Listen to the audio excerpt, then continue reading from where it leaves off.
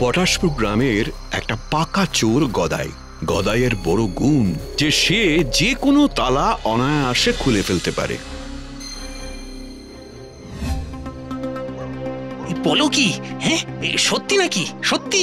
আজ ওকে হাতের কাছে একবার পাই, দেখাবো মজা।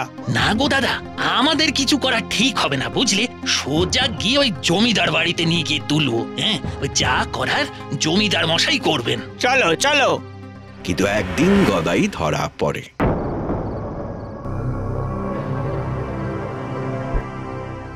হুজুর, হুজুর, গত 6 মাস আগে আমার বাড়ির তালা খুলে এই সব গদাই চুরি করেছিল। হ্যাঁ হুজুর, আমার দিদির বাড়ির ওই রকম নামি কোম্পানির আলমারির শক্ত তালা খুলে সব সাফ করে দিয়েছিল। আমাদেরও কোনো তালা খোলাই ওর কাছে শক্ত নয়। বেড়াল যেভাবে মাছ খায়, ওই গদাইও সেই রকম ভাবে তালা খোলে। ওকে শাস্তি দিন হুজুর, চরম শাস্তি, যাতে আর চুরি করার সাহস না পায়। বেশ, আমি তোমাদের কথা শুনলাম, তবে আমি ওকে শাস্তি দেব। আর তা হলো ওকে পটাশগড়ের জঙ্গলে পাঠিয়ে দেব। সেখানে ও ভূতেদের সঙ্গে থাকবে, তাদের জিনিস চুরি করবে। সেখানে আপনি আমায় যা শাস্তি দেবেন আমি মাথা পেতে নেব, কিন্তু পটাশপুরের জঙ্গলে আমায় পাঠাবেন না। পুলিশের হাতে ধরিয়ে দিন, 1000 বার কান ধরে উঠবোস করান, কিন্তু ওই পটাশপুরের জঙ্গলে আমি। ওগো সর্বনাশ হয়ে গেছে, সর্বনাশ হয়েছে। আরে কি হয়েছে? এই তুমি আমার মেয়েকে বাঁচাও, বাঁচাও। আরে কি হলো বলবে তো? তোমার ওই আশ্চর্য ঘরে আমার মেয়ে না জানি কেমন করে ঢুকে পড়েছে। কি মুশকিল, চাবি দিয়ে খুলে দিচ্ছি, এতে এত উতলা হওয়ার কি আছে? আরে চাবিটা তো ওর কাছেই ছিল, ও ঢুকে যাওয়ার পর তালাটা কেমন করে জানি বন্ধ হয়ে গেছে। সর্বনাশ করেছে, এখন কি হবে? ও তালা তো ভাঙা যায় না। আমি বলি কি জমিদার মশাই, তালা খোলার ওস্তাদ গদাই ও তো এখানেই দাঁড়িয়ে, ওকে নিয়ে গিয়ে তালাটা খুলিয়ে নিন না। হ্যাঁ সত্যি তো, দেখেছো তালেগুলো, এটাই তো ভুলে গিয়েছিলাম। চলো চলো গদাই, দেখি তোমার হাতের জাদু। ওই আশ্চর্য ঘরের সামনে দাঁড়িয়ে গদাই চাবি খোলার চেষ্টা করে যাচ্ছে। জমিদার ও জমিদার গিন্নি সহ সবাই ঝুঁকে পড়ে দেখছে।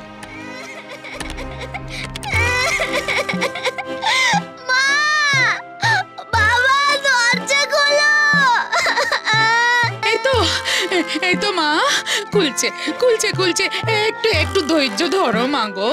ও মা, একটু ধৈর্য ধরো। না হুজুর, এক আশ্চর্য তালা, এই তালা খোলা আমার পক্ষে সম্ভব নয়। হায় হায় হায় হায়, কি সর্বনাশ হলো আমার। আমি আমার মেয়েকে এখন কি করে বার করব? হুজুর, আমি শীত কাটতেও পারি, একবার চেষ্টা করে দেখবো। আরে না না, এই ঘরের চারপাশ তো লোহার পাত দিয়ে আটকানো, শীত কাটা যাবে না। হায় হায় হায় হায় হায়, এ কি হলো গো? হুজুর, লোক ডাকুন, লোক ডাকুন, তালা ভাঙতে হবে, দরকার পড়লে দরজা পর্যন্ত ভাঙতে হবে। আরে বাবা, এই ঘর এমন ভাবে তৈরি যে দরজা তালা কিছুই ভাঙা যাবে না। এবার কি হবে? আমাদের মেয়েটা কি ওই ঘরেই মারা যাবে? এই কথা শুনে জমিদার এদিক ওদিক সবার দিকে অসহায় ভাবে তাকায়। তারপর জমিদার গিন্নির চুল থেকে একটা কাঁটা তুলে নেয়, সেটা ওই তালার ফুটোয় ঢোকায়। খুট করে একটা আওয়াজ হয়, তালা খুলে যায়। ওই তো দরজা খুলেছে।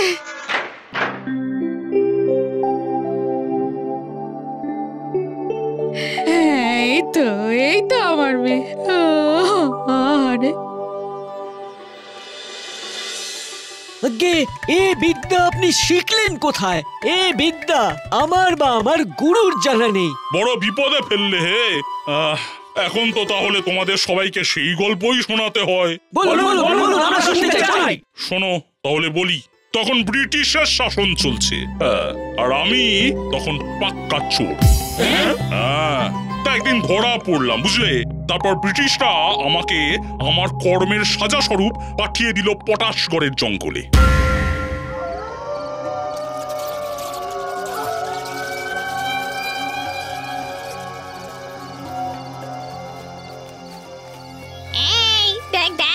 মানুষ মনে হচ্ছে।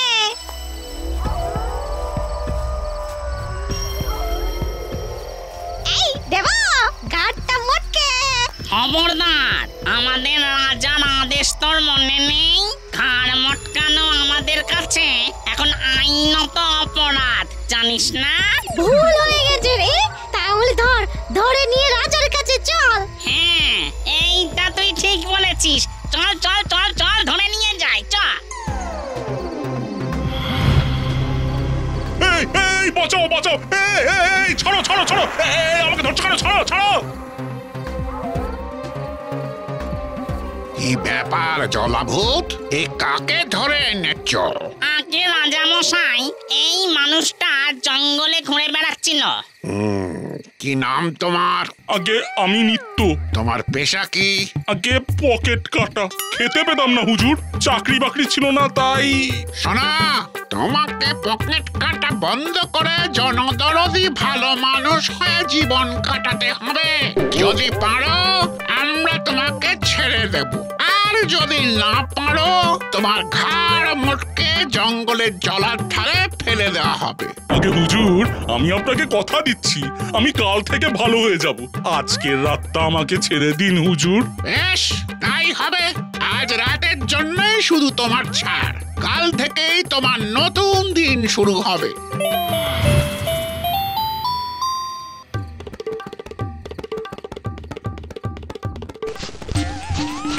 সেই রাতে নিত্যচোর ওরফে জমিদার মশাই সব ভূতেদের ট্যাগ ফাঁকা করে দেয়।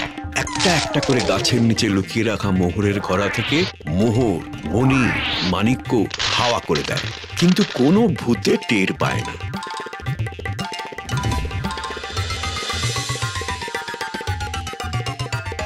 জমিদার মশাই, আপনি পকেট মারলেন, মানে ভূতেদের পকেট মারলেন। হ্যাঁ, পকেট মারলাম, ওটাই তো আমার হস্তশিল্প। ভূতেরা কিছু বললো না? কেন বলবে? সেই রাতটা তো আমার ছাড় ছিল। আমি তো বলেছিলাম সকাল থেকে আমি একজন ভালো মানুষ হয়ে যাব। তারপর তারপর তারপর ভূতেদের পকেট কাটা টাকা পয়সা যেসব মণিমাণিক্য পেয়েছিলাম সেগুলো দিয়ে আমি বেশ বড়লোক হয়ে গেলাম।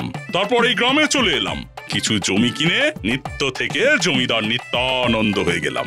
মানুষের সেবায় নিজেকে কাজে লাগালাম। আর ওই তালা ভাঙার কায়দা? সে আমি শিখেছিলাম এক ব্রিটিশ সাহেবের কাছে, যে ওই সময় চোরেদের গুরু ছিল, বুঝলে? আরে কি গদাই, এই করো কি? আরে ওঠো ওঠো। আজ থেকে আমি আর চুরি করব না, ভালো মানুষ হয়ে যাব জমিদার মশাই, আমি ভালো মানুষ হয়ে যাব। বেশ বেশ, শোনো, তোমায় আমি 1 কাঠা জমি দেবো, চাষবাস করে খেও, কেমন? আজ্ঞে জমিদার মশাই, আজ্ঞে। আর ওই আশ্চর্য ঘর? ওই ঘর আমি বানিয়েছি আমার নিজের আত্মরক্ষার জন্য।